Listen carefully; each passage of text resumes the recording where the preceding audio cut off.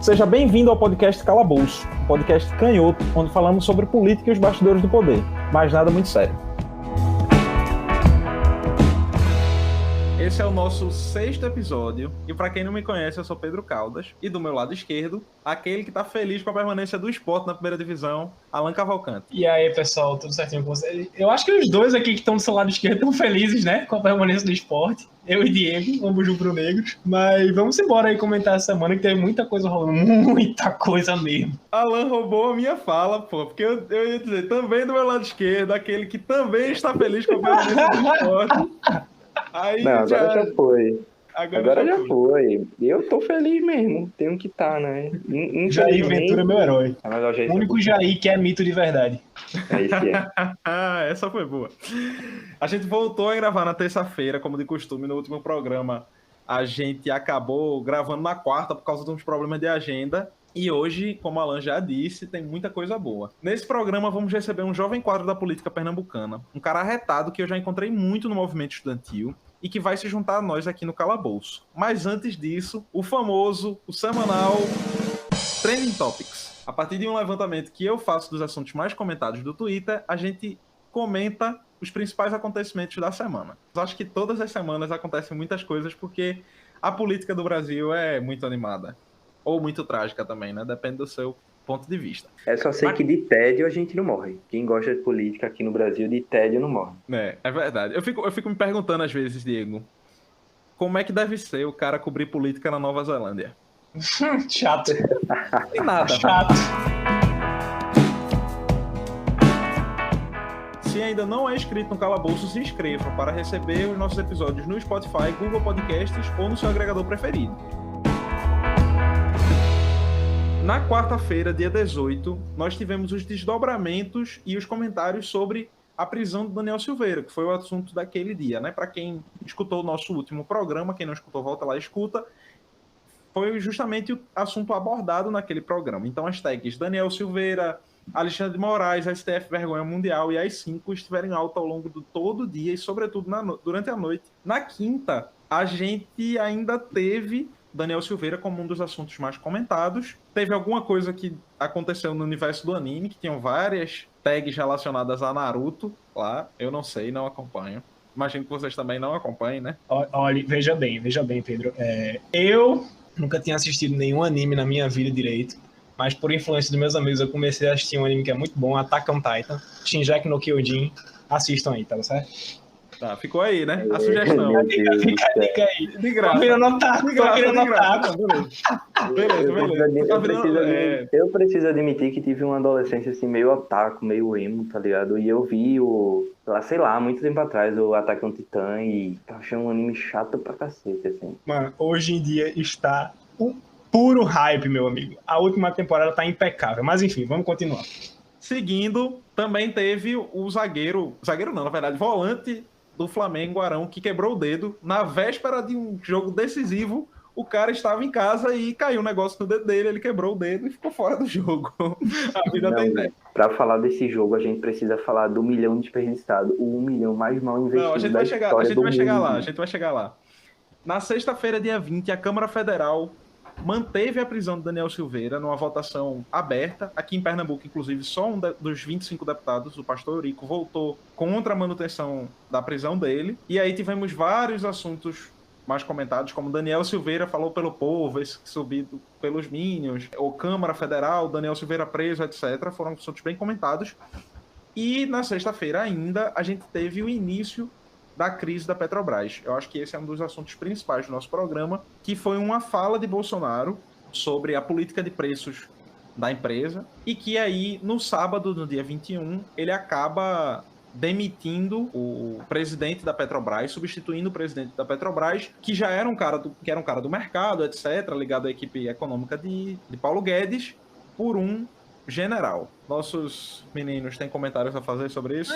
Um comentário assim, eu tenho bem assim, para os meus amigos liberais, né, que se dizem, liberais assim, que foram no papo de Bolsonaro, tá aí, a prova que ele é de verdade. O que ele é isso aí, entendeu? O liberal, Enquanto que era Alan- coerente mesmo, de verdade, votou em Haddad. Enquanto o Alan vai lançar um Eu Avisei, né? Eu vou fazer uma piada mesmo. Que eu li hoje, que foi um meme, e eu achei muito incrível. Eu ri, assim, acordei meu filho que tava dormindo no meu colo. O primeiro emprego que Paulo Guedes vai gerar ao país vai ser pro general que vai substituir ele no Ministério da Economia. Ai, aí foi sacanagem. Eu acho interessante desse assunto duas coisas, né? Primeiro, essa política de preços da Petrobras, que tem sido muito nefasta para o país e que não faz sentido nenhum, né? O Brasil, ele é produtor de petróleo, ele é suficiente, ele não precisa importar nem petróleo, nem combustível nenhum. Aqui em Pernambuco, a gente tem uma refinaria de diesel gigantesca que nunca operou a 100% da capacidade, porque não era interesse do governo federal que isso acontecesse, óbvio. Teve um monte de atraso na obra por causa de corrupção e tal, mas a gente tem aqui, tem a possibilidade de produzir todos os nossos combustíveis e para agradar o mercado. Temer mudou a política de preço da Petrobras, que controlava o preço do combustível no país, que segurava a onda do preço do combustível, e Temer liberou e disse que o preço do combustível ia ser pautado pelo mercado externo. E isso afeta diretamente a vida das pessoas, porque o diesel também está muito caro, e isso é passagem de ônibus, isso é combustível das carretas que transportam a maioria dos nossos produtos, etc. Então, a gente vive hoje uma política péssima, né? Foi o que ele fez no Ministério da Saúde. Ele colocou. O que ele fez ali não é uma intervenção com algum discurso ou um pensamento ideológico por trás que venha justificar a mudança de uma política de preço. O que ele fez foi colocar um general que vai obedecer a ele. Pura e simplesmente, que nem ele fez no Ministério da Saúde, com esse Pazuello aí. Eu acho que o Bolsonaro ele tem um pouco mais de desgaste aí com os liberais, com a galera mais liberal do governo dele. Esse desgaste que já vem acontecendo desde o início do mandato, né? Com nomes fortes dentro da política se afastando cada vez mais do governo dele, como um exemplo clássico que é o Amoedo, né? E aí essa galera toda está se afastando de Bolsonaro. Mas assim, ideologicamente, quando eu falo ideologicamente com bastante aspas, porque aqui no Brasil é complicado falar de ideologia fora da esquerda e do bolsonarismo, né? Querendo ou não, o bolsonarismo é extremamente ideológico. É a única direita ideológica, eu diria, no país. O que foi até o que Vivi falou no nosso quarto episódio, né? Que a direita não se assume, né? Ela tem vergonha de se assumir. Esses nomes que eu citei, alguns nomes ligados ao Novo e o MBL, eles estão cada vez mais distantes de Bolsonaro, né? Atacando mesmo. Essa semana também teve um vídeo do Arthur Duval. Eu não consigo levar a sério o nome da Mamãe Falei. Eu fico realmente imaginando a pessoa ir voltar na urna e aparecer o nome da sua Mamãe Falei. Mas enfim. O pior não é a pessoa botar clicar na urna e aparecer o nome Mamãe Falei. O pior é a pessoa, depois que vê esse nome, botar o confirma, pô. Não, pois é. E aí tem um vídeo dele sendo expulso de um ato contra a Dória lá, contra o aumento de imposto, e tinha uns bolsominions correndo atrás dele, assim, tipo, pra bater nele, e segurança afastando e tal. Um lance bem parecia o PCO, tá ligado? Eu só vou discordar em um pontinho só de Diego. Eu não sei nem se a gente vai comentar isso mais à frente do programa, Pedro, mas talvez eu já esteja adiantando uma pauta aqui. Mas aqui o Novo, ele rachou, né, essa semana. Não sei se vocês acompanharam. Sim. Mas assim... Isso é uma coisa, inclusive, antes de tu falar, que eu queria ressaltar que eu assisti a votação na Câmara dos Deputados sobre a prisão do Daniel Silveira, que eu acho que esse, inclusive, foi o que gerou o racha, né? Isso, exatamente. E o menino lá, o Marcel Van Hatten, né? Sim. Menino é pau, né? A gente tira a responsabilidade do cara, aquele marmanjo, cabra safado. Fez um discurso muito bom. Eu não concordei com uma vírgula do discurso dele, mas um discurso muito bom. Eu fiquei surpreso, porque eu não esperava aqui. Eu não vi o discurso dele, mas imagino que tenha sido uma coisa bem ideológica, né? No sentido de que, assim... Sobre a defesa da Câmara dos Deputados, sobre... Enfim. É a cara dele. Mas pronto, o Novo está sendo agora tomado por esse liberalismo, que é o ultraliberalismo que a gente vê, por exemplo, no Partido Libertário dos Estados Unidos, que é muito próximo do trumpismo, sabe? É uma defesa tão enfática da liberdade, tão extrema, que as liberdades estão... A sua liberdade individual está acima da liberdade alheia das outras pessoas, entendeu? É o liberalismo que, por exemplo, um liberalismo meio fascistoide, digamos assim. Não tem outra palavra. Era uma reflexão, acho que cabia aqui, que era... Será que o Novo foi mal nas eleições municipais justamente por já estar vivendo essa dúvida, esse impasse? Porque é muito ruim quando um partido chega numa eleição sem saber o que é que ele quer mesmo. Mergulhar de cabeça nesse bolsonarismo, nesse ultraliberalismo que Alan fala, que é basicamente lutar pelo direito de ser nazista, ou se eles já estavam... Adorei a definição. Pô, mas é exatamente isso. O discurso do cara foi esse, velho, na Câmara. Ou seja, Não, o Novo já tinha uma teve parte que candidato. tava assim, não, vamos se afastar um pouquinho desses bolsonaristas, etc. E como tava rachado já em dúvida. Eu acho que eles são essa direita que se assume de direita ideológica, sabe? Eles não É, têm vergonha. é Eles não verdade. têm vergonha, tá ligado? Então, assim, É, eu acho que isso é verdade. novo, é um movimento novo no país. E eles ainda estão se afirmando, estão se descobrindo ainda. Espero que Estão acabem. brigando, né? Eles ainda estão brigando para saber o que são de verdade. Mas vamos seguir que ainda tem. Mas, enfim, só para eu concluir o pensamento da Petrobras, né? Eu acho que Bolsonaro se afasta dessa galera mais liberal. Acho que quem passa pano, quem tá com Bolsonaro, vai continuar com Bolsonaro, tá ligado? A galera tá cagando pra qualquer coisa que ele fizer e talvez isso só prejudique ele mais para a eleição de 2022, quando a gente for fazer aí as coligações, né? Eu acho que ele se isola mais, novamente voltando a se isolar, né? Porque ele fez um gesto muito grande, conseguiu levar aí as casas legislativas e parecia que agora ia, infelizmente, para o nosso desespero, parecia que agora ia, mas ele dá um passo para frente e 10 para trás, tá ligado? E no sábado começou a discussão sobre a final do Brasileirão, podemos chamar assim.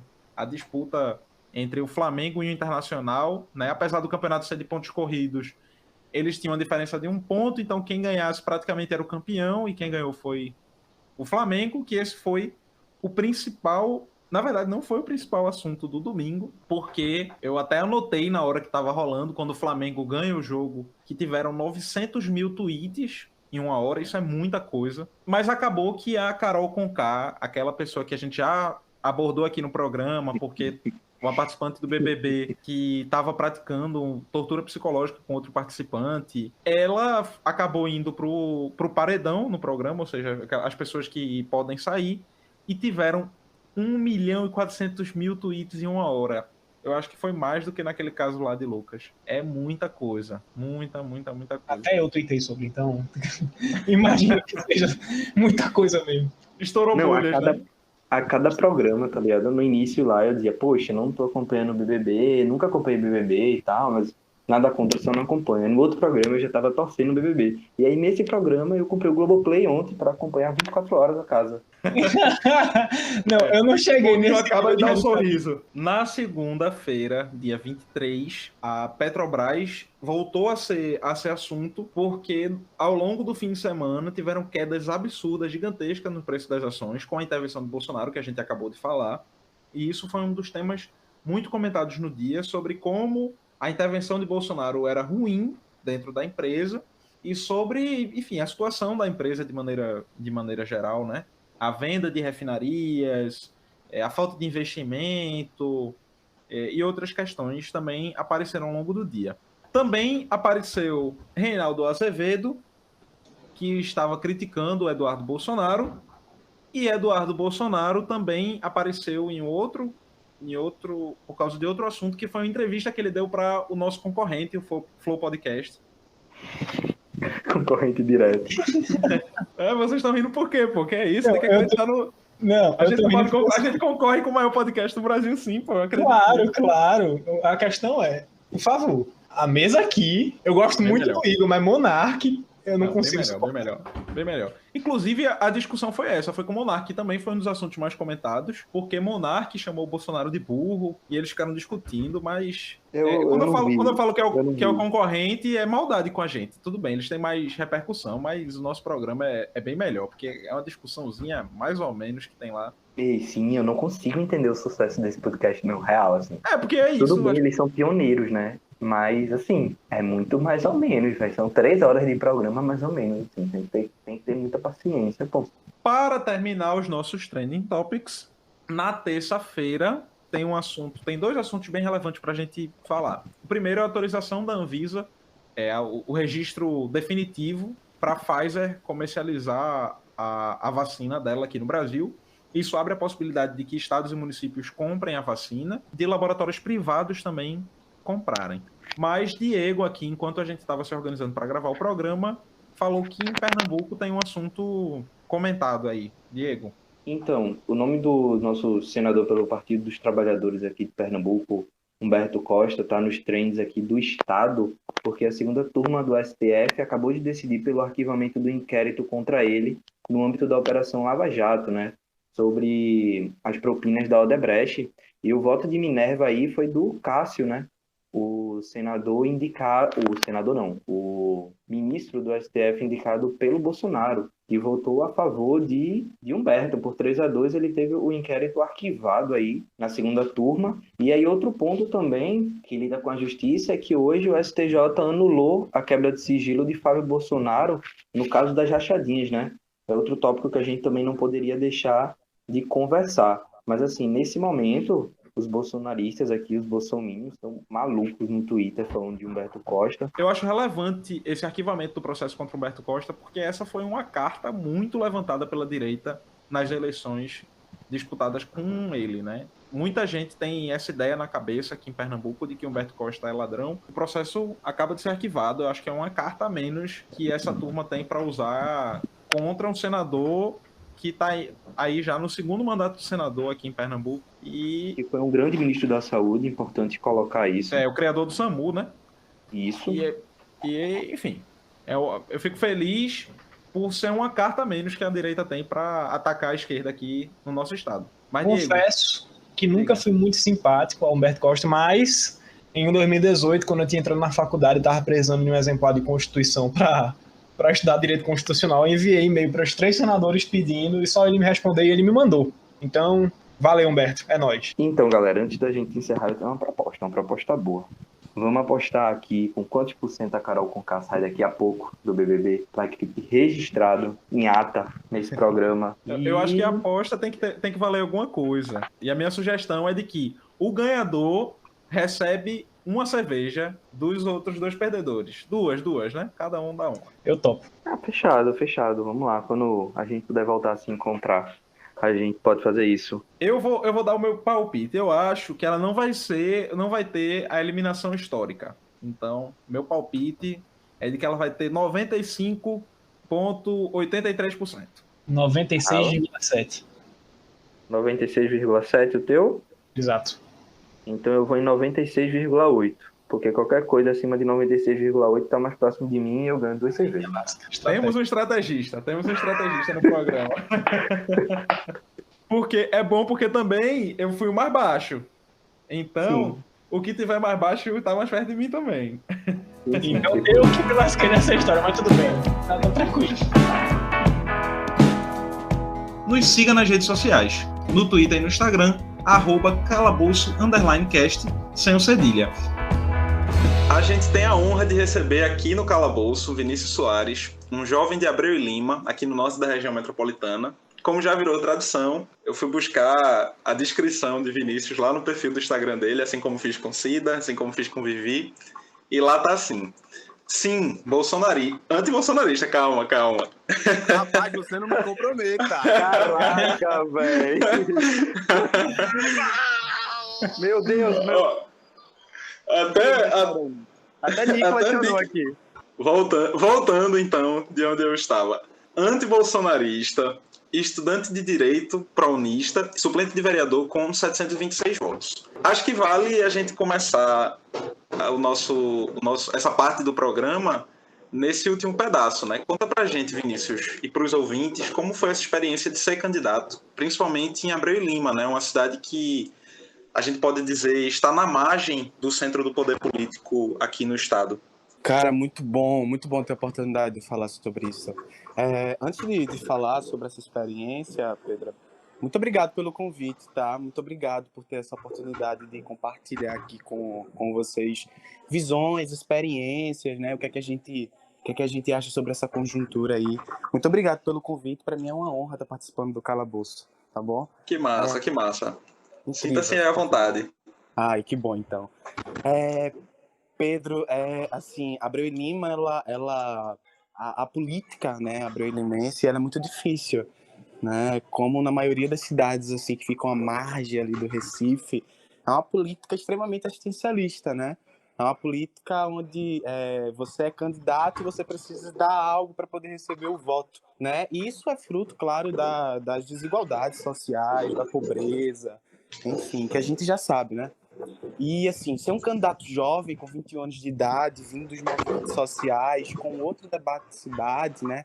Que a gente estava colocando para uma cidade que é extremamente conservadora, que inclusive já foi considerada a mais evangelizada do Brasil, né? Políticas públicas para a população LGBT, né? A gente estava debatendo o machismo na política municipal, a gente estava debatendo sobre o direito à cidade. Então, as pessoas, os abreu-limenses, eles nunca tiveram esse tipo de debate numa candidatura pública, né? E isso dificultava muito, porque quando a gente chegava para falar sobre direito à cidade para as pessoas, né, as pessoas nem sabiam o que era isso, né? As pessoas estavam preocupadas, mas e aí o milheiro de tijolo, né? Mas e aí a cesta básica? Mas a gente insistia nesse debate e a gente levou assim, a gente elevou o nível do debate político, né, para a cidade. Isso foi muito importante, cara. Quando abriu as urnas e a gente teve 726 votos, a gente ficou muito feliz, né? A gente estava esperando a eleição, claro, mas o que aconteceu aquele dia, né, a compra de votos, Sim, imagino. tu sabe, né, a compra de votos assim na cara dura, tinha um candidato que parava o carro, descia o vidro e comprava o voto assim na cara dura. Então assim, ter 726 votos dentro dessa conjuntura, para nós foi uma vitória, né? Foi dizer assim, olha, nós existimos e agora os movimentos sociais vão estar mais articulados do que nunca para debater a cidade, e agora a gente tem a legitimidade de 726 cidadãos abreu-limenses que estão prontos para a mudança política, né? Foi importante. Isso é muita coisa, né? Eu acho que é importante ressaltar, porque, óbvio, a maioria das pessoas tem a dimensão do voto aí, da quantidade de votos que faz um vereador em Recife ou em Olinda, mas em Abreu e Lima isso é uma votação muito expressiva. Bastante. Se tivesse mil, a gente tinha sido eleito, né? Então, assim, foi quase. Fica para a próxima. Na próxima dá certo. Mas aí, antes de passar a bola para Diego, foi uma coisa, Vinícius, que eu assim, uma realidade que eu conheci muito forte nessa eleição agora, né? Foi a primeira eleição que eu trabalhei, né, desde a pré-campanha até o dia, e eu fiquei muito surpreso com duas coisas, né? Primeiro, eu fiz campanha no Recife, tá? Então eu imagino que em Abreu e Lima ou nas cidades da região metropolitana isso seja um pouco pior. Mas, primeiro, foi uma coisa que me surpreendeu, foi essa compra de voto, esse balcão de negócio. E uma outra coisa que me surpreendeu, eu não sei se isso te surpreendeu ou já era esperado, foi encontrar uma juventude na periferia, uma juventude muito politizada, com um grau de educação e de consciência político elevado, e que estava afim de fazer diferente. Não só uma juventude, né? Muita gente na população que estava afim de fazer uma coisa diferente, que estava cansado desse modelo. E isso foi uma surpresa muito positiva, porque dentro dos partidos, eu não sei queria que tu desse tua visão sobre isso, mas dentro dos partidos ou dentro da internet tem muita expectativa de que na periferia você só consegue ganhar se for comprando voto, que não tem como buscar um voto, entre aspas, de opinião nesses espaços, mas tem. Inclusive, Pedro, aqui na minha comunidade, que eu nasci e me criei no Alto São Miguel, nós fomos a candidatura mais votada, né? Então, a gente teve mais votos em todas as urnas do bairro, sem fazer esse tipo de política, fazendo uma política do debate mesmo, entende? Olho no olho, falando para as pessoas que eu, apesar de ter 21 anos, estava preparado para assumir o cargo de vereador e começar a mudar a política abreu-limense, fazer um novo tipo de política. E tive o respaldo da minha comunidade, que eu nasci e me criei, né? A galera saiu de casa para votar 40-021, né?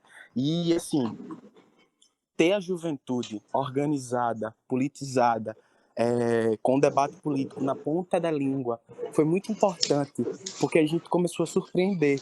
Então, aquela candidatura jovem da cidade, ela começou a ser vista com outro olhar, com outra perspectiva. Caramba, apesar de jovem, eles são competentes, né?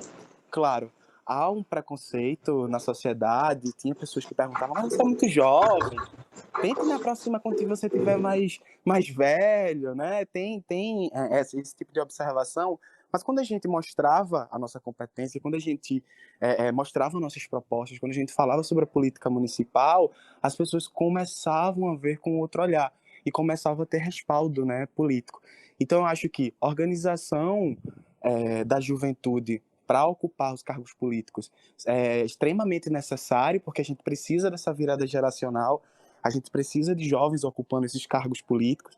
A gente precisa, inclusive, de uma nova visão de mundo, de uma nova visão de sociedade, porque a política envelheceu muito, então a gente precisa fazer essa virada geracional, e na periferia a gente consegue ter voto de opinião, sim. A gente consegue, se a gente tem organização, a gente consegue, sim, fazer com que a periferia seja politizada e vá votar no dia da eleição, não por R$30, não por 50, não por 100, mas com a consciência política, né? Com a vontade de mudar essa política, porque a periferia é que mais sofre com isso tudo. Ô Vini, seja mais uma vez muito bem-vindo para o nosso programa, né? A gente já recebeu uma galera aqui, muita gente boa, já recebeu companheiras, camaradas, mas é a primeira vez que eu recebo um amigo pessoal aqui no programa, então assim, eu tô duplamente feliz por a gente estar gravando aqui hoje. Me deixa também parabenizar mais uma vez a tua campanha, que foi muito bonita, né? Eu atuei aqui na campanha em Paulista, na cidade próxima a Abreu, mas consegui acompanhar a tua campanha pela internet, e foi realmente uma das campanhas mais bonitas que eu pude ver, apesar do déficit financeiro, né? E aí eu queria que tu justamente completasse, assim, em relação à pergunta que foi feita por Pedro, mas, assim, quais foram as principais dificuldades, assim? Diego, eu adoro essa pergunta. Diferente, né? Tem candidato que se sente desconfortável quando essa pergunta é feita, né? A gente percebe. Mas eu adoro essa pergunta. Por que eu adoro? Porque, embora eu esteja, né, localizado dentro de uma cidade onde a política é feita de forma assistencialista, onde quem tem grana é eleito e as 11 cadeiras dentro do Legislativo Municipal são compradas, né, a gente vem com uma proposta diferente. Porque a gente não teve fundo partidário, a gente fez campanha sem fundo partidário, porque eu fui candidato pelo PSB, e aqui o PSB teve uma briga jurídica, né, com a candidata majoritária e, consequentemente, com os proporcionais, os candidatos a vereadores, e, enfim, não veio o fundo partidário, então a gente ficou sem o fundo partidário, sem nenhum real do fundo partidário, apenas uma única candidata recebeu o fundo partidário, então nós fizemos campanha sem o fundo, né, sem um fundo eleitoral, e aí a gente não teve, por exemplo, bandeira, a gente não teve, por exemplo, perfurado, a gente teve poucos santinhos para o dia, para a campanha, a gente teve pouco material com as nossas propostas, né, físico, material que eu digo, a gente não teve nenhum design gráfico contratado, quem fazia as artes era uma amiga minha chamada Kelly, né, que cuidou também da comunicação, e eu mesmo no Canva, né, e a gente se virava nos 30 para poder ir para a rua, por exemplo. A gente começou nossa campanha indo para a rua sem material nenhum. A gente foi falando mesmo, dialogando com as pessoas, assim. E quando as pessoas diziam, mas e um papel? Como é que eu faço para acessar suas redes sociais? A gente não tinha. E a gente, não, abre aí o Instagram. A gente se virava nos 30 para poder conversar com as pessoas, né? Roteia aí a internet, eu roteio para tudo, tu abre teu Instagram, me segue lá. E assim, Diego, é muito ruim fazer campanha sem uma ajuda financeira, cara. Eu digo ajuda financeira para ter material, ajuda financeira para poder botar gasolina no carro para sair pela cidade, ajuda financeira para poder dar um auxílio à militância. As pessoas, elas iam para a rua comigo sem ganhar R$1, não tinha nem água para dar a essas pessoas. Essas pessoas tiravam do próprio bolso a água, essas pessoas tiravam do próprio bolso a comida, né? Então a gente fez uma política, a gente fez uma campanha eleitoral praticamente sem recursos financeiros, né? E dentro de uma cidade onde a lógica é justamente ter recursos financeiros para poder chegar ao Legislativo Municipal, né? E a gente era desacreditado, porque as pessoas não acreditavam que a gente ia ter essa quantidade de votos. As pessoas não, né? Os agentes políticos maiores da cidade, os que se sentem donos, diziam, o menino lá vai ter 300, 200 votos, aquele grupo lá dele não é tão significativo, não. Foi o contrário, né? A gente, sem grana, conseguiu ter 700 e poucos votos, inclusive mais votos do que vereadores com mandato, né? Ô Vini, eu lembro que pouco depois da eleição a gente chegou, inclusive, a conversar sobre o teu nome já tá na mídia, né? Porque a candidata, no caso, que foi apoiada por você, pelo PSB, a candidata do PSB, perdeu a eleição por um candidato do PSL, que representa essa política tradicional que a gente estava conversando, né? E aí, inclusive, essa sua quantidade de votos, né? O pessoal já estava falando em você como um nome de oposição. E aí fica a pergunta também, como é que está a organização dessa oposição aí agora em Abreu, considerando que você, sem dúvida, precisa ser tem todo o respaldo de 720 pessoas de Abreu e Lima para ser um dos principais nomes dessa oposição ao Gadelha, né, que foi eleito, infelizmente, em Abreu. Eu queria fazer um complemento, Diego, antes de Vinícius entrar. Eu fiquei arrepiado com o teu relato sobre a campanha, porque é uma missão, né? E eu acho que me recordou de muitas das coisas que eu vivenciei aqui no Recife. E, de novo, acho que cabe lhe parabenizar por esse resultado eleitoral, tendo em vista essas condições. Mas aí eu queria complementar a pergunta de Diego. Nessas cidades que não são centros, vamos assim dizer, centros políticos do Estado, né, que a gente pode, quando a gente pensa, né, nos principais cidades, politicamente falando, em Pernambuco, a gente pensa em Recife, Olinda, Jaboatão, Caruaru, Petrolina, e Abreu e Lima nunca entra nessas contas, né? Então, eu queria também que tu falasse sobre como é fazer uma oposição combativa, atuante, para além do período de campanha, né? Boa pergunta, meninos, muito boa pergunta. Quando a eleição acabou, né, eu quero contextualizar. Posso? Eu tenho um tempinho só para contextualizar a minha...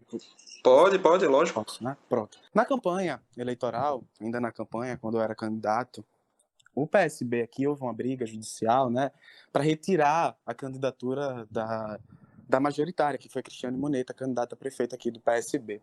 Houve uma briga judicial para retirar a candidatura dela por conta de acordos políticos feitos pelo PSB estadual, que não cabe aqui falar. Isso influenciou diretamente nos candidatos a proporcionais, os candidatos a vereadores, como eu, por exemplo, né? Porque a gente não aceitou, nenhum dos candidatos a vereadores dentro da chapa do PSB aceitou retirar a candidatura majoritária, não assinou a ata que eles fizeram, essa ata foi derrubada judicialmente, teve toda essa briga jurídica, e essa briga jurídica do PSB estadual tentando boicotar essa candidatura, né, do PSB aqui no município, foi para favorecer o candidato lá do PSL, Flávio Gadelha.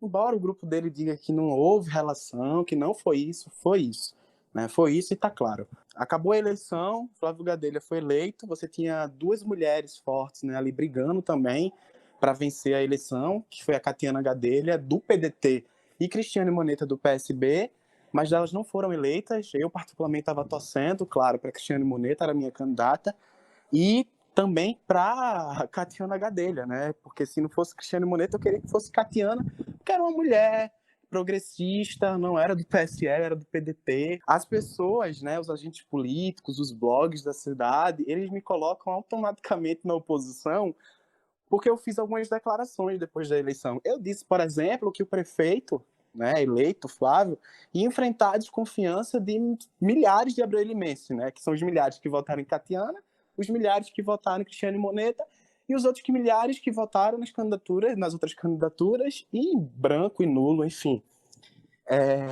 Então, o prefeito tem aí milhares de abreu-limenses para enfrentar a desconfiança. E falei que ele tinha muitos desafios pela frente para poder vencer. Automaticamente, quando eu fiz essa declaração, já me colocaram na oposição. O grupo do prefeito, e nenhum prefeito, em nenhum momento buscou diálogo comigo. Não quis me ouvir, não quis que eu desse minha participação.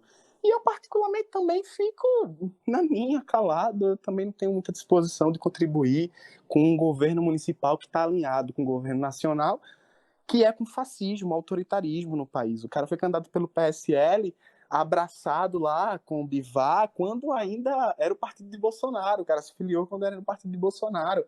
E ele é bolsonarista. Ele é bolsonarista. Dentro da política municipal dos bastidores, o que se ouve é isso, né? Então, eu não tenho nenhuma também disposição, embora se tivesse procurado diálogo, eu dialogaria, porque eu acho que a cidade ela precisa ter inúmeras contribuições também dos setores progressistas. Eu acho que deve haver uma união urgente dos setores progressistas na cidade. Nós precisamos nos unir, seja o PT, seja o PSB, seja o PCdoB, seja o PDT, para discutir a cidade, mesmo que não haja um entendimento de um nome para disputar a eleição, mas que haja pelo menos um entendimento do projeto que a gente quer para a cidade, um projeto de cidade.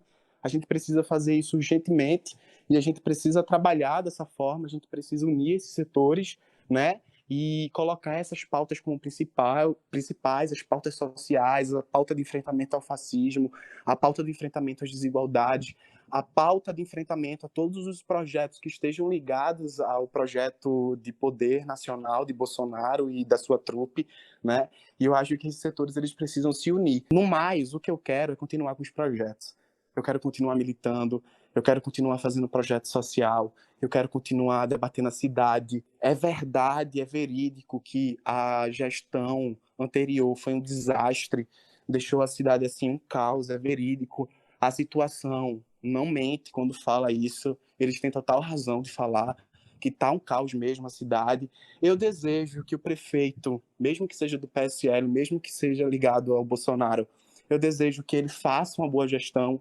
Os abreu-limenses merecem isso, mas nosso país começa na esquina da nossa casa, entende? Quando a gente bota o pé na rua, começa o nosso país.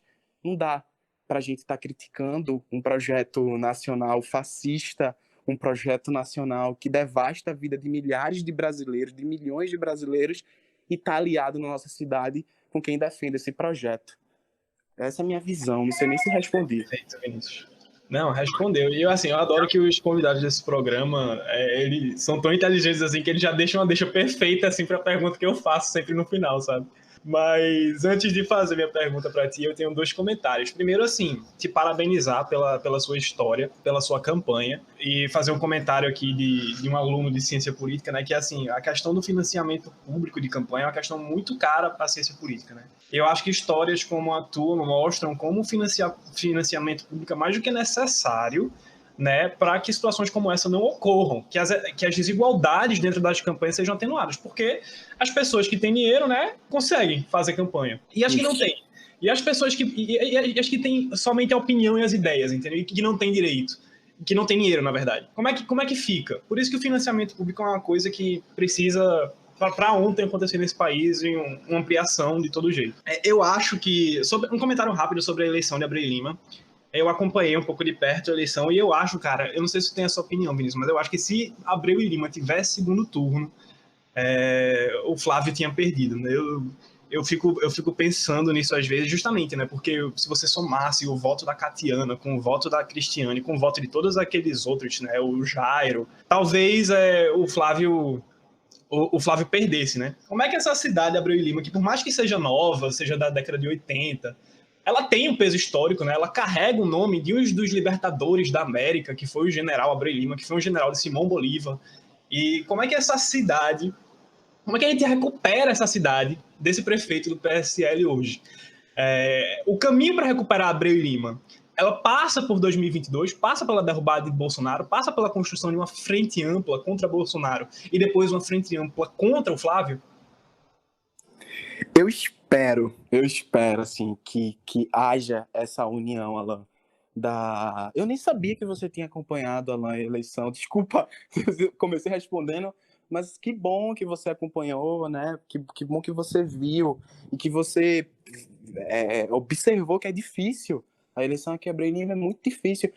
Inclusive, aproveitando, falando sobre como é difícil a eleição de Abreu Lima, falando e juntando isso com o contexto que você inseriu, né, sobre a política nacional, sobre se a derrubada aqui do governo do PSL passa por uma união das esquerdas. Abreu Lima foi uma cidade que, por exemplo, nas eleições de 2018, votou em Humberto Costa como senador mais votado. Humberto Costa foi o senador mais votado aqui em Abreu Lima. Haddad venceu no primeiro e no segundo turno aqui em Abreu Lima. Lula sempre teve votações muito expressivas aqui na cidade, inclusive Lula já visitou Abreu Lima. Abreu Lima já foi, inclusive, considerada a capital venezuelana dentro de Pernambuco, dentro do Brasil, né? Porque as pessoas aqui, o governo municipal, inclusive na gestão de Flávio Gadelha, quando ele era aliado de Lula, né, quando tinha um PT na base, as pessoas aqui, inclusive meu vizinho, que faleceu agora há pouco de Covid, iam daqui, de Abreu Lima, para a Venezuela fazer cirurgias de cataratas, né? Porque a Venezuela, se não me engano, ela é uma das referências, enfim, tratamento de catarata no mundo. E aí, você tem todo esse contexto histórico, Abreu Lima carrega o nome do general libertador, né? Hugo Chávez, inclusive, Vinícius, usava... Pode ver que tem vários discursos de Hugo Chávez que ele fazia com a foto de Simão Bolívar e de Abreu Lima, né? Isso, isso. E também tem toda aquela história lá do massacre da Granja São Bento, tem um livro incrível. Já aproveito aqui para deixar para vocês, para os três e para as pessoas que vão escutar esse podcast, que é O Massacre da Granja São Bento. É um livro incrível, que vai relatar um massacre que aconteceu onde hoje é território de Abreu e Lima, na Granja São Bento, perto das ruínas ali de São Bento, que é um ponto turístico histórico da cidade, no tempo da ditadura militar, né, que foi morta ali a Soledad. Então, assim, uma cidade que tem toda essa história, que carrega consigo a Revolução Praieira, enfim, toda essa carga histórica, é uma cidade que votou no PSL, votou no 17 nas eleições municipais, escolheu alguém que está aliado ao Bolsonaro e que é uma cidade extremamente conservadora e evangelizada. Então veja que contradição Abreu e Lima tem com a sua história. Mas eu concordo contigo, Alan, assim, no sentido de que a união das esquerdas, a união do setor progressista pode provocar uma derrubada do governo do PSL aqui na cidade, e eu acho que tem que haver, cara. Eu acho que a gente não pode poupar aliados de quem apoiou o projeto antivacina. A gente não pode poupar aliados de quem apoiou esse projeto econômico de Paulo Guedes. A gente não pode poupar aliados de quem está do lado de Bolsonaro e quem vai para o governo federal se sentindo em casa. O cara foi para Brasília recentemente, estava se sentindo em casa, né? As articulações lá com o PSL, com o Ciano Bivar. A gente não pode poupar aliados desses caras, não, cara. Eu acredito que a gente precisa unificar os setores progressistas da cidade. A gente precisa debater 2022 e a gente precisa debater 2026 também. 2026 não, 2024. Ô Vini, deixa eu contextualizar um pouco aqui agora, minha vez.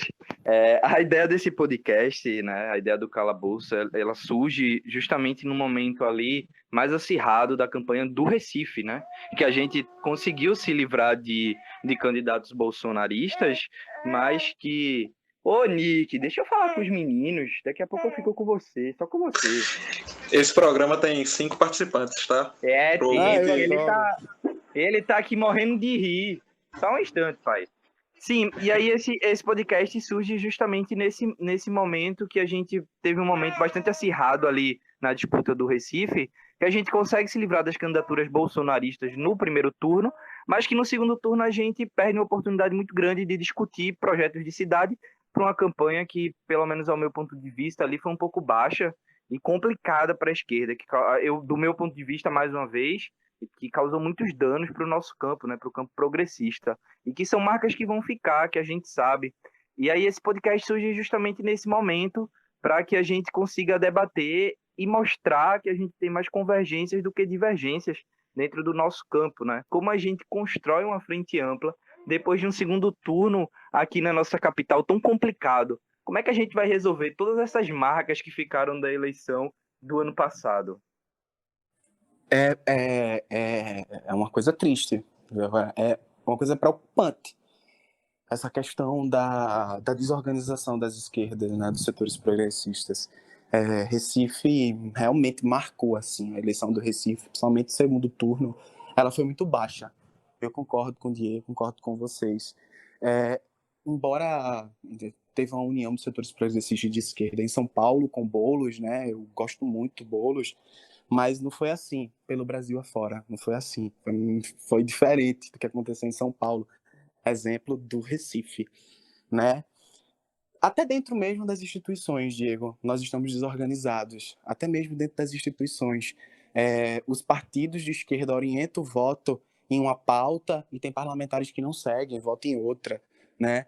E a atuação dentro do parlamento dos setores progressistas de esquerda são muito contraditórias, né? Um partido atua fala uma coisa, depois o outro faz outra. Sabe por que isso acontece? Porque o foco dessas articulações dentro das instituições estão visando as eleições presidenciais, né? Não é o projeto político de país, não é o que a gente acha como ideal, não é a defesa do povo brasileiro, são as eleições presidenciais, é o poder, né? É chegar, é ocupar essas instituições, é continuar ocupando essas instituições. Então, a gente não tem uma unificação nas nossas pautas, a gente pensa parecido, mas quando é para a gente atua muito diferente, né? É o PDT de um lado, o PT de outro, e o PSB fica no meio termo, e o PCdoB também, e o pessoal de um outro lado, diferente dos outros partidos políticos de esquerda e progressistas. A gente se une poucas vezes, né? Inclusive na eleição para presidente da Câmara, eu não concordei, não acho que o pessoal deveria colocar uma candidata, não deveria colocar Luísa Erundina como candidata à presidência da Câmara. Foi uma burrice. As eleições do Recife, elas foram muito delicadas, porque a gente viu táticas bolsonaristas utilizadas por partidos políticos de esquerda, por candidatos do campo progressista, né? Foi uma eleição assim que eu me assustei. Eu participei do segundo turno no Recife, eu estava apoiando a Marília Reis, mas eu me assustei com o nível do debate político. Eu acho que os candidatos ali esqueceram quais bandeiras defendiam, qual projeto de cidade defendia, para poder atacar a vida pessoal um do outro. Então a gente ficou assustado, imagina o povo, né, que já não gosta da política, que já não gosta do político, que já tem a direita aí mentindo muito sobre as esquerdas, e aí a gente ainda dá mais respaldo para que essas pessoas falem. Então, eu fico muito preocupado mesmo com o que será essas eleições daqui a 2 anos, e eu acho muito difícil que a gente saia unificado, tá? Inclusive, não só a nível nacional, mas dentro dos estados. Eu acho que não haverá uma unificação das esquerdas e dos setores progressistas para enfrentar o bolsonarismo. Eu acho que é muito complicado isso, porque a gente vai encontrar um centrão alinhado e unificado e vai encontrar uma esquerda extremamente dividida. Até a direita tá caminhando para se organizar, né? Para se unificar. Para mim, Vinícius, eu também fui bastante atuante na campanha aqui do Recife, né? Pelo lado de João Campos. E eu fiquei surpreso com as táticas que foram empregadas pelos dois lados. A campanha de Marília, no início do segundo turno, tinha um discurso e tinha uma prática mais leve, mas aí, quando as pesquisas começaram a indicar a possível virada de João Campos, esse discurso e essa prática também foi por água abaixo e se disseminou fake news e fez todo aquele cardápio de práticas ruins, como o lado de João Campos já vinha fazendo também. E para mim vai ser a campanha que ficou marcada pelas batalhas dos sinais de trânsito, né? Para quem via de fora, era uma coisa que era meio assustadora, porque não é comum você ter um cruzamento 100 pessoas, no derby 200 pessoas, vestidas de vermelho e de amarelo, entregando panfleto e discutindo e brigando. E também era um pouco ridículo, né? Eu achei, na reta final, eu achava uma coisa um pouco ridícula, porque perdeu completamente o sentido, né? Pelo menos a minha visão é essa, de que ali naquela reta final era uma coisa que já tinha virado sentimento, e o meu desejo era só de que a campanha acabasse para que a gente tentasse juntar esses cacos, né? Qual é tua expectativa para esse 2022 aqui no estado, né? Tu acha que não vai ter essa unificação? Tu acha que quem são esses candidatos e como isso, por exemplo, impacta na política local aí de Abreu e Lima ou dessas outras cidades, né, que tem prefeitos que vão apoiar esses lados, e etc. Eu acho que assim, sua pergunta é muito pertinente, Pedro. E eu acho, assim, sem dúvida, nós não teremos unificação de setores progressistas de esquerda em 2022. Eu acho que a gente nem precisa criar expectativa nem esperança em torno disso. Vamos estar divididos. Inclusive, eu acho que vai ter lideranças ditas de esquerda e progressistas no cenário de Pernambuco, junto com a direita, entendeu? Junto com o Centrão, nas eleições de 2022. Marília ali elegendo Raquel Lira, caminhando ali com a direita pernambucana, com a galera que é oposição ao PSB, com o André Ferreira, com os Ferreiras, né? E ali o PSB também tentando angariar os partidos de direita, do Centrão, né? A galera conservadora, A eleição de João Campos provou isso, né? Paulo Câmara acolhendo no governo também. Quando a disputa e eu vou falar assim, me comprometendo, tá? Com o que eu vou falar, porque muita gente não vai gostar não do que eu vou falar, não, mas eu vou falar. Quando a disputa, por exemplo, é entre Marília Reis e João Campos, eu, Vinícius, acho que o projeto político não está no centro do debate, mas a briga familiar, os rancores, enfim. Aí eles sim estão no centro do debate. Isso foi provado. Eu acho que eu não falo nenhuma mentira, por isso que eu vou falar. Por isso que eu falei, né? E o projeto político ele é esquecido, ele é colocado de lado. Então você não tem um debate de alto nível. Foi provado isso nos debates. Eu acompanhei. Uma vergonha. E vai acontecer a mesma coisa em 2022, cara. Eu particularmente acho que Marília não é candidata ao governo. Eu acho ela um ótimo quadro, um excelente quadro, mas eu acho que ela não vai ser candidata ao governo. Eu acho que aí ela tenta o Senado. Eu particularmente acho que ela tenta o Senado. Tendo em vista que Humberto Costa vai ter mais 4 anos pela frente.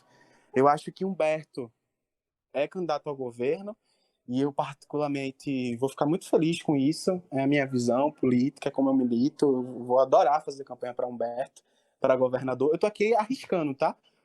Você pediu isso, né? Não, Pode sim, nome. pode. Eu tô aqui arriscando. Eu acho que Humberto será candidato ao governo. Vou adorar fazer campanha para ele.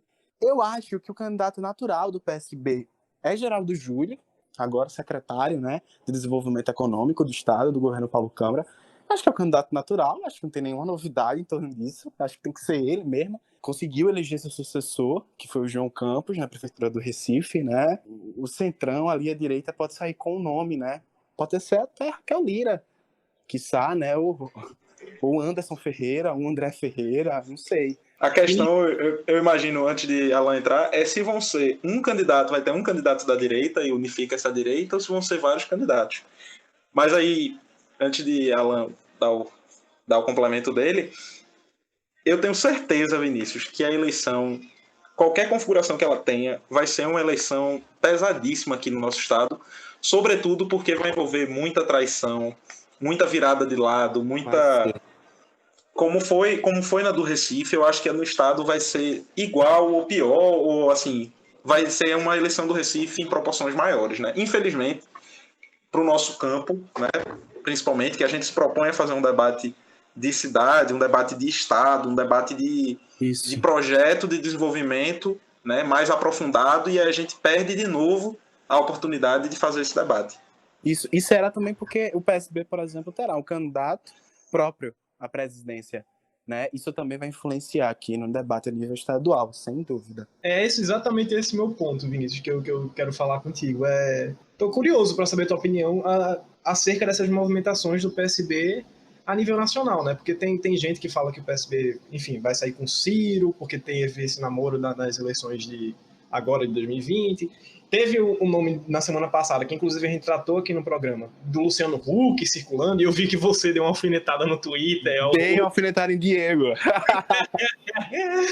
Mas o que é que tu acha? Esse programa também é discussão, viu? Não é só todo mundo concordando, não. O que é que tu acha?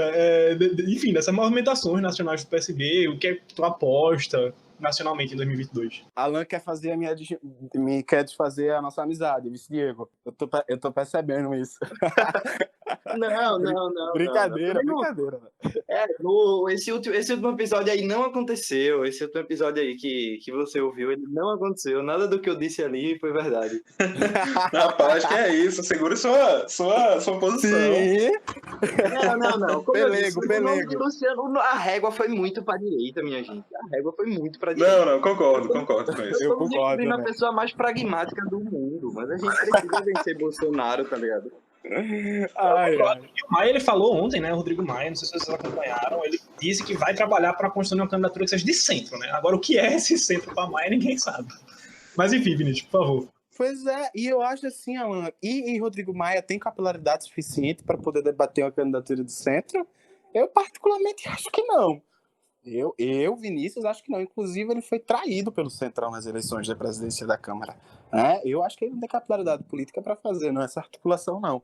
Eu acho que ele está se colocando enquanto um agente, né, significativo para a política dentro das instituições, porque a derrota do candidato dele, o Baleia Rossi, para a presidência da Câmara, significa uma derrota pessoal para Maia também, porque ele fez toda a articulação, né? Então é uma derrota pessoal ali para o Maia e é uma derrota para o Bolsonaro, né? Que é um inimigo político dele. Falando sobre a questão do PSB, o que é que eu acho, né? Cara, os socialistas, né? Eu digo PSB, socialistas do PSB, e aí lá os caras do PCB, se ouvir esse podcast, vão me matar, porque eu tô chamando eles de socialistas, mas os socialistas, né, do PSB, eles sempre tiveram, né, desde Eduardo Campos, e antes de Eduardo Campos, uma vontade de ocupar a presidência da República, de estar à frente, né, do poder nacional, debateram essa questão da presidência por muitos e muitos anos. Tiveram a candidatura de Eduardo Campos, né, que infelizmente morreu num acidente trágico. Depois veio lá a Marina Silva. E o próprio presidente nacional do PSB, o Carlos Siqueira, deu uma declaração, né, recentemente, dizendo que o nome do PSB seria assim, um nome desse setor, não um nome político, não, é desse setor, assim, tipo Luciano Huck. Então, por isso que houve também essa especulação aí se o Huck vai para o PSB ou não. Eu particularmente acho o Huck a cara do PSB, gente. Talvez vocês discordem, mas eu acho ele bem parecido com o PSB. É um cara que eu estava vendo o Twitter dele recentemente e li um dos artigos dele também.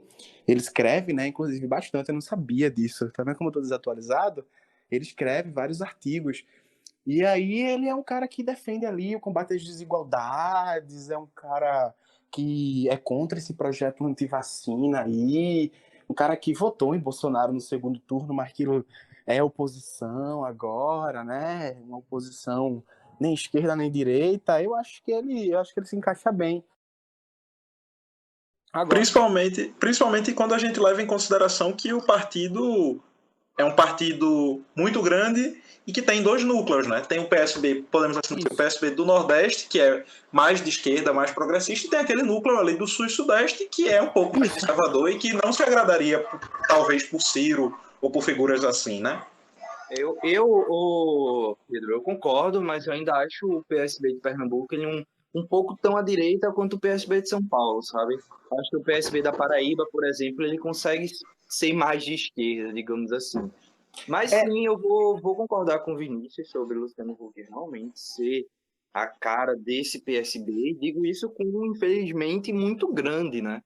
Porque, assim, eu como filiado ao PSB, junto com a Fundação Mangabeira, né, eu tenho lido bastante, tenho escrito bastante, né, sobre a ideia do socialismo criativo, que é proposto pelo PSB, e infelizmente não é o que a gente vê na praxis política da nossa bancada no Congresso, mas pelo menos eu, como filiado ao partido, tenho tentado puxar o partido mais para a esquerda, sabe? Tenho escrito muito, vou conseguir agora, nos próximos meses, publicar algumas coisas aí, mas perfeito, assim, eu não discordo em nada, inclusive, do que Vinícius colocou, e digo isso mais uma vez, com um infelizmente muito grande, Luciano Huck hoje é a cara do PSB.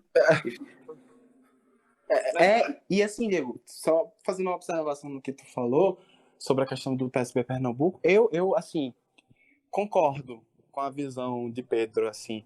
Eu acho que o núcleo do PSB Pernambuco é o que dirige nacionalmente o PSB, é quem manda no PSB nacionalmente, né? Sim. E por isso eu acho que eles são mais maleáveis, né? Para ter diálogo lá com a galera de São Paulo, para ter diálogo com a galera do PSB de esquerda, do Nordeste, mas eu acredito que eles são mais alinhados com as pautas da centro-esquerda. Eu acredito. Acho que eles não...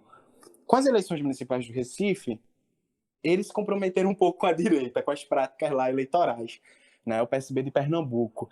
Mas eu ainda quero acreditar que nas eleições presidenciais, né, que se aproximam, o PSB de Pernambuco, mesmo se sair com Luciano Huck, e eu não acredito que Luciano Huck chegue ao segundo turno, ele tem um posicionamento que seja anti-Bolsonaro, e eu acho que isso é sem dúvida, né? Acho que vocês vão concordar comigo. Terminando de responder o Alan, que me fez a pergunta, eu tenho uma outra observação para fazê-la. Porque eu acho que Luciano Huck ele, que foi o que eu escrevi no Twitter, inclusive, lá, né? Que eu briguei lá com o Diego, que ele disse, deixa pro podcast, aí por favor, eu guardei isso para esse momento, eu preciso falar, né? Eu tenho que falar. Pode soltar, pode soltar. Eu acho o Luciano Huck, assim, uma figura que ele representa o projeto, não é o mesmo projeto de Bolsonaro, sem dúvida, não é um projeto fascista, não é o projeto antivacina, não é o projeto da ignorância extrema, não é o projeto desses caras burros e mau caráter, e, enfim, que ocupam as instituições, mas é o mesmo projeto econômico, entende? E eu acho que a gente precisa agora observar que a peça fundamental para o governo Bolsonaro nem é mais o próprio Bolsonaro, nem é. Se fosse Bolsonaro, ele já teria saído há muito tempo, porque nem as elites aprovam mais esse governo, nem o capital financeiro aprova mais esse governo, né? Mas é o Paulo Guedes ali, com aquele projeto econômico dele. O projeto econômico que Paulo Guedes está implementando ali, no Ministério da Fazenda, é a joia rara, né? É o que sustenta Bolsonaro. E eu acho que o Luciano Huck representa esse mesmo projeto econômico de Paulo Guedes. É o cara que sonega imposto, é o cara que é o representante das elites paulistanas, que é a elite mais reacionária do mundo, uma das elites mais reacionárias do mundo, é o cara que representa esse projeto econômico aí. Se o PSB ele quer arriscar Luciano Huck para chegar ao poder, pode ser que eles consigam, pode ser que não. E se eles não conseguirem, eles vão estar dando uma guinada muito significativa na sua história política partidária. Eles precisam assumir esse risco. Eles vão estar dizendo que para chegar ao poder, eles vão fazer alianças que são alianças piores do que o PT de Lula fez com o MDB lá atrás. Muito piores, né? Que são alianças que comprometem, inclusive, que comprometem não, que fazem a manutenção das desigualdades sociais no país. João Campos, por exemplo, quando ele vai se posicionar politicamente, eu vi inúmeras vezes, eu acompanho os posicionamentos políticos de João Campos e gosto quando ele, por exemplo, fala que o principal problema, não só do Recife, mas do Brasil, são as desigualdades. Se ele reconhece isso, e se o PSB reconhece isso, é importante que eles saibam que Luciano Huck é a manutenção dessa coisa aí. Então, eles vão estar dando uma guinada na sua história política partidária muito significativa. São cenas dos próximos capítulos, a gente aqui no Calabouço vai voltar a abordar esses temas, vai voltar a conversar sobre essa campanha, mas, gente, eu acho que a gente passou um bocado do nosso tempo, a conversa foi muito boa. Vixe Maria, meu Deus, me perdoem, eu falo demais. Não, foi uma conversa muito boa, todos nós nos empolgamos aqui em debater o local, o estadual, o nacional, e realmente foi uma conversa muito boa, muito massa. E espero, Vinícius, que tu volte para cá depois, em outro momento, a gente possa contar com a tua participação de novo e que a gente possa se aprofundar em outros assuntos para além da campanha eleitoral. Muito obrigado por participar e por estar junto com a gente aqui. Para mim foi uma honra, gente, sério mesmo. Muito obrigado pelo convite. Muito obrigado pelo espaço. Qualquer momento, Vinícius, vem embora, eu vou. Eu vou adorar participar disso aqui novamente. Nem se preocupem, né? Eu vou adorar um convite de vocês novamente. Muito obrigado pela oportunidade. Eu quero fazer uma observação que eu não vou demorar, Pedro, eu juro. Né? Eu juro que eu não vou demorar. Não, pode fazer. Eu quero fazer uma observação final para que a gente possa também localizar a nossa crítica e entender. A minha experiência enquanto candidato, ela me disse o seguinte, que nós, apesar de entender que os partidos políticos, as estruturas partidárias são importantíssimas para o andamento da política nacional, eles localizam a nossa ideologia, a nossa forma de atuação, né? Eles ajudam a gente a entender como é o funcionamento da política institucional e como nós devemos se comportar diante dela, mas também esses partidos políticos hoje são comandados por pessoas que não entendem da nossa realidade e não sabem qual é a dificuldade real do povo brasileiro. Esses políticos, eles estão desconectados do que a periferia, por exemplo, pede, o que é essencial para a periferia, porque eles não vivem mais essa realidade, e nem é sobre questão de viver, é sobre questão de escutar. As estruturas partidárias não são mais ocupadas por pessoas que são sindicalistas, por pessoas que vêm de baixo, por pessoas dos movimentos sociais, do movimento de periferia. Então, essas estruturas partidárias estão muito longe da realidade. Seja o PSB, seja o PT, seja o PCdoB, essas estruturas partidárias precisam passar por uma reoxigenação urgente. E isso é quase um pedido de socorro. Adorei o teu final, Vinícius, porque é muito do que a gente defende aqui também, né? Somos jovens na política, todos nós somos jovens na política, e a gente luta para que quem vem de baixo e para quem está começando tenha voz também, né? E é importante que as figuras nos escutem também, né? Estejam atentos às nossas realidades, etc. Mas é isso. Obrigado a quem ficou até aqui nos escutando. E principalmente, obrigado, Vinícius, por essa participação tão maravilhosa. Obrigado eu. Foi bom, né, gente? Vocês gostaram, né? Falei maravilhoso, amigo. Maravilhoso. Falei muita baboseira não, né, Alan? Venha me visitar assim que der. Se você ainda não veio conhecer meu filho, venha visitar a gente. Esse podcast foi editado por Pedro Caldas, Claranã Audiovisual.